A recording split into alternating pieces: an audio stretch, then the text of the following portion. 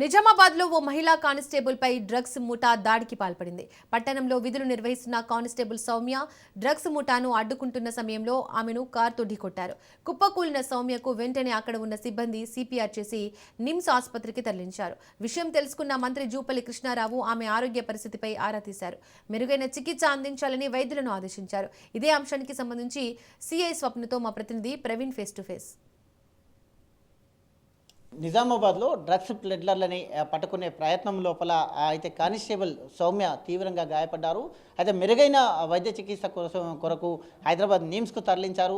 అక్కడే డ్యూటీలో ఉన్నటువంటి అయితే సిఐ స్వప్న మనతో పాటు ఉన్నారు, మాట్లాడించే ప్రయత్నం చేద్దాం. మేడం చెప్పండి మేడం, అయితే ఎప్పుడు సమాచారం వచ్చింది మీకు? ప్లెడ్లర్ల గురించి ఎప్పుడు సమాచారం వచ్చింది? ఎన్ని గంటలకు మీరు బయలుదేరే ప్రయత్నం చేశారు? మాకు మార్నింగ్ నుంచి ఉందండి సమాచారం. మాకు 3 o'clockకి మాత్రం వాళ్ళు స్టార్ట్ అవుతున్నారు అనేది తెలియగానే మేము 3 నుంచి బైక్స్ మీద, మా అఫీషియల్ వెహికల్ మీద, పర్సనల్ వెహికల్ మీద రష్ అవ్వడం జరిగింది. గతంలో కూడా ఈ యొక్క నిజామాబాద్ సర్కిల్ లోపల గతంలో కూడా ప్లెడ్లర్ల పైన ఇలాంటి మాదక ద్రవ్యాలు సప్లై చేస్తున్న వాళ్ళపైన కేసులు గిట్ట ఉన్నాయి, అనేక కేసులు గిట్ట ఉన్నాయి. ఈ కేసు గిట్ట మీకు తెలిసిందే ఉందా మేడం? అంటే ప్రజెంట్ అయితే వచ్చే ముందు ఎవరు తీసుకొస్తున్నారనే తెలియదండి, బట్ కార్లో మాత్రం ట్రాన్స్పోర్ట్ చేస్తున్నారనే విషయం మాకు తెలుసు. వచ్చిన తర్వాత వాళ్ళ మీద పాత కేసులు ఉన్నాయా లేదా అనేది తెలుసుకోవడం జరుగుతుంది జనరల్గా.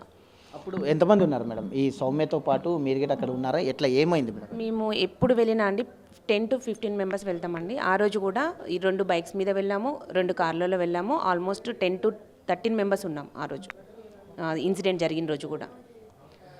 కాకపోతే ఇది అన్ఫార్చునేట్, ఎక్స్పెక్ట్ చేయలేదు, జరగడం జరిగింది. ఎన్ని గంటలకు మేడం, ఎన్ని గంటలకు అయింది?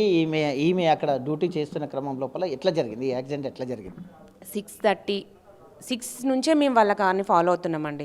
వాళ్ళ కార్ ఏంటంటే ఈ ప్లేసు ఆ ప్లేస్ ఈ ప్లేస్ అని ఒక దగ్గర ఆపరు కదా, సో ఈ ప్లేస్ ఆ ప్లేస్ అని చెప్పేసి తిప్పుతూ ఉన్నారు. లాస్ట్కి మాధవనగర్ చెరువు దగ్గర ఆగడం జరిగింది. ఆగిన వెంటనే వాళ్ళ కార్ ఆపారు కాబట్టి వాళ్ళ కార్ని బ్లాక్ చేద్దామని చెప్పేసి మేము ముందుకెళ్ళేసి ఆపేసాం. ఆపగానే ముందు డ్రైవర్ సీట్లో ఉన్న డ్రైవర్ మమ్మల్ని వేసేసాయి. ఇద్దరు దిగేసి వాళ్ళకి డౌట్ వచ్చింది కార్ ఆపగానే, సో వాళ్ళు పారిపోవడానికి ట్రై చేస్తే వాళ్ళని పట్టుకున్నారు. సౌమ్య దిగి ఇక్కడ కార్ దగ్గర వెయిట్ చేస్తుంది కదా, వాళ్ళు వెంటనే హిట్ చేయడం జరిగింది ఆ డ్రైవర్ సీట్లో ఉన్న వ్యక్తి. కార్ని ఆపే ప్రయత్నం సౌమ్య చేసింది. సౌమ్య వెనుక నేను ఉండడం జరిగింది. అది అంటే సౌమ్యతో పాటు ముందు కానిస్టేబుల్స్ ఉన్నారు, కానీ కానిస్టేబుల్స్ పరిగెత్తారు. సౌమ్య కూడా వాళ్ళ వెనుక పరిగెత్తకుండా ఇక్కడ వెయిట్ చేస్తుంది కార్ మూవ్ కాకుండా. సో అదే క్రమంలో కార్ మూవ్ చేసి డైరెక్ట్గా పొట్ట భాగంలో హిట్ చేయడంతో కింద పడిపోయింది. కింద పడిపోయిన తర్వాత వాళ్ళు కొంచెం యాక్సిలేటర్ చేస్తారు కదండి, దానివల్ల హిప్ భాగంలో వెళ్ళి మళ్ళీ బ్యాక్ వచ్చింది. ముందు ప్లేస్ లేకపోవడం వల్ల మళ్ళీ బ్యాక్ రావడం జరిగింది.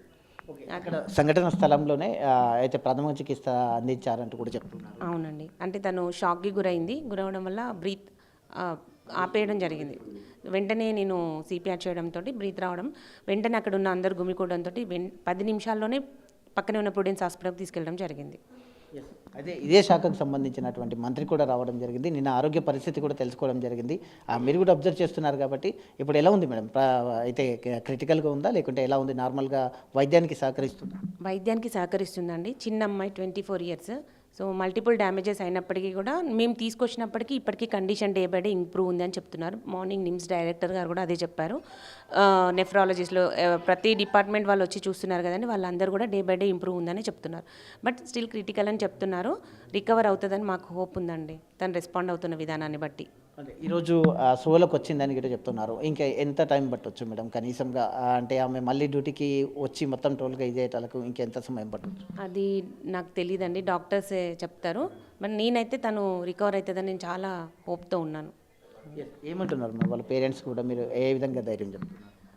పేరెంట్స్ చాలా అమాయకులు అండి, ఇన్నోసెంట్ ఫ్యామిలీ వాళ్ళు.